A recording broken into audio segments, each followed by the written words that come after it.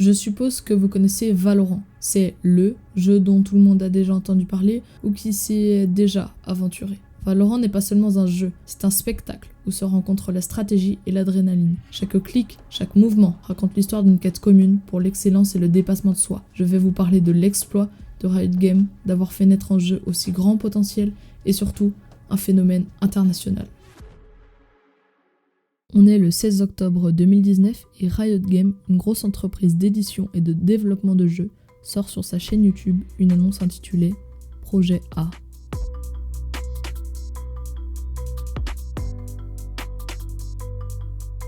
Après cette annonce, les gens ont hâte et n'ont qu'une seule chose à faire, attendre. Et 6 mois plus tard, une chose tant attendue par la communauté arriva. Une bêta du jeu venait d'être annoncée par Riot Games. Cependant, les joueurs s'étaient réjouis trop vite, car la bêta était fermée au public et seulement les streamers assez connus avaient un accès à celle-ci. Et pour la communauté, ceux qui souhaitaient obtenir cette bêta devaient visionner des streamers y jouant pendant 24 heures. Je sais pas si vous vous rendez compte, mais c'est énorme. Personne ne pourrait jouer à la bêta.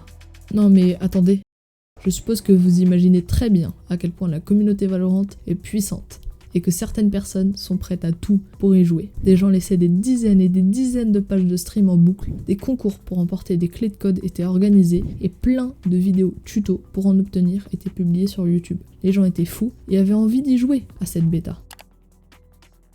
Ok, nous sommes 2 mois plus tard et Riot publie une mise à jour. C'est la sortie du jeu. La version bêta est terminée et maintenant tout le monde peut accéder à Valorant. Et il faudrait d'ailleurs que j'explique un jour le but de Valorant, n'est-ce pas? Je vais faire ça. Dans une partie, il y a 2 équipes de 5 joueurs, les défenseurs et les attaquants. Après 12 manches, les équipes changent de côté et de rôle.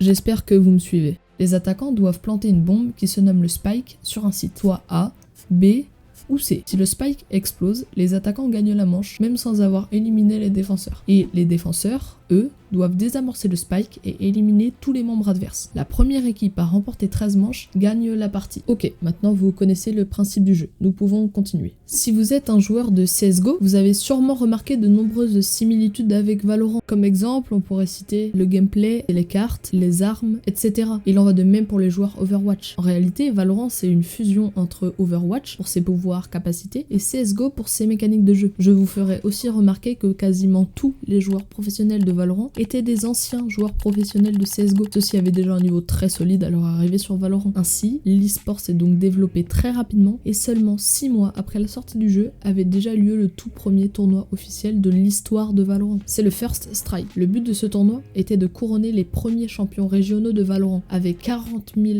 € de cash prize pour les premiers. Les joueurs avaient pris cette compétition très au sérieux. Des équipes se forment, des contrats de recrutement s'établissent et de l'argent est mis en jeu. C'est bon, Valorant a déjà sa place dans le milieu compétitif. Mais ce qui va arriver par la suite n'a pas du tout la même envergure. C'est une compétition qui se distingue par son intensité et sa grandeur. Imaginez un événement qui transcende les frontières, rassemble des talents de tous les coins du globe et captive des millions de spectateurs. Un phénomène qui a conquis le monde de l'e-sport, captivant les amateurs de jeux vidéo à travers les continents. Préparez-vous à découvrir un tournoi qui a redéfini le paysage compétitif. Ce sont les VCT.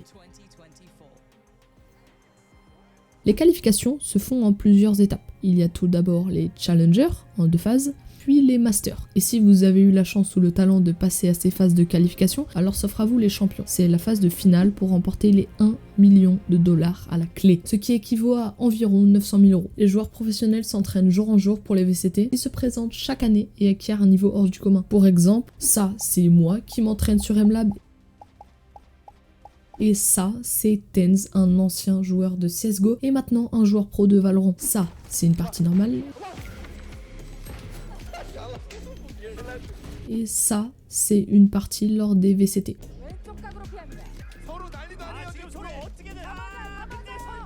Oui, la différence est frappante. Maintenant, revenons quelques secondes en arrière. Voilà, ça je vous l'ai déjà dit, c'est MLab. Et ce logiciel en particulier est énormément utilisé dans le domaine de l'e-sport. Vous êtes sur Steam et en seulement 3 clics, s'offre à vous la possibilité de progresser sur n'importe quel FPS. En réfléchissant, MLab, il ne s'agit pas seulement d'un logiciel. C'est un jeu en fait. Ce jeu, c'est un entraîneur. Vous êtes face à des cibles, il faut tirer dessus. Il n'y a pas plus simple comme explication. Et des entraînements différents, il y en a plein. Des dizaines, des centaines, plusieurs milliers. Et il y en a des tas juste pour Valorant. Et les pros, ils adorent ça. parce que le seul entraînement disponible directement dans Valorant, c'est celui-ci. Donc oui, avoir des milliers de modes d'entraînement pour progresser, les pros, ils aiment ça. Et en parlant d'entraînement, les professionnels, ils ont forcément aussi besoin d'être très vifs, rapides, tout en se concentrant. Saviez-vous que le nombre moyen d'actions effectuées par minute pour un joueur occasionnel est de 75 et pour un joueur professionnel, le nombre moyen est de 300. Et lors des moments les plus intenses de leur partie, cela peut même atteindre les 600 actions par minute. Donc si vous souhaitez rentrer des clips comme ça,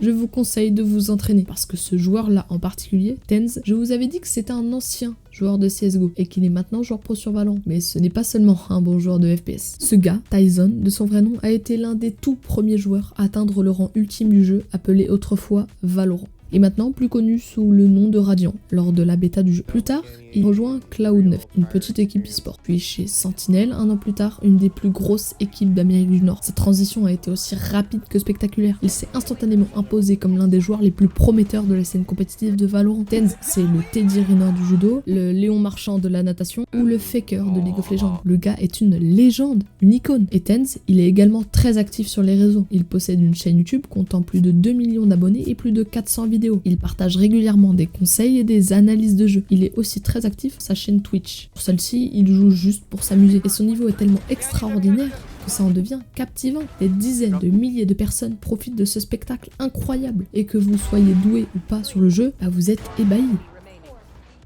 Aujourd'hui, Valorant est entré dans l'histoire du jeu vidéo. Un des jeux les plus streamés sur Twitch, avec une communauté française incroyable. On a fait 5 kills d'un ou deux. Pour vous dire, l'un des présentateurs de l'émission Question pour un champion, Samuel Etienne, possède une chaîne Twitch et joue à Valorant. Nice. Et sur YouTube, tout le monde a forcément déjà vu apparaître une vidéo Valorant dans ses recommandations, que ce soit les vidéos tuto de Rayakuza ou les vidéos hilarantes de Squeezie, en passant par les vidéos immortales de Gotaga. Pour vous montrer à quel point cette communauté Valorant est dingue, regardez ça.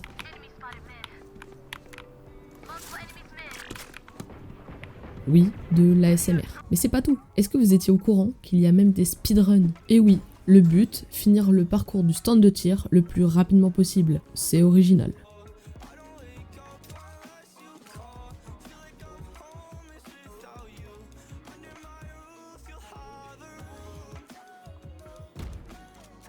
Là où il y en a qui s'arrachent la tête pour faire des speedruns sur Zelda, Portal, Halo, Mario 64, Minecraft, bah il y en a qui font ça sur Valorant. Ça fait 4 ans que le jeu est sorti, ça fait 4 ans que des gens crient et rigolent devant ce jeu, que des gens se ruinent pour acheter des skins, que des gens passent leur journée à s'entraîner pour essayer de passer Radiant, que des gens profitent de la beauté de l'e-sport.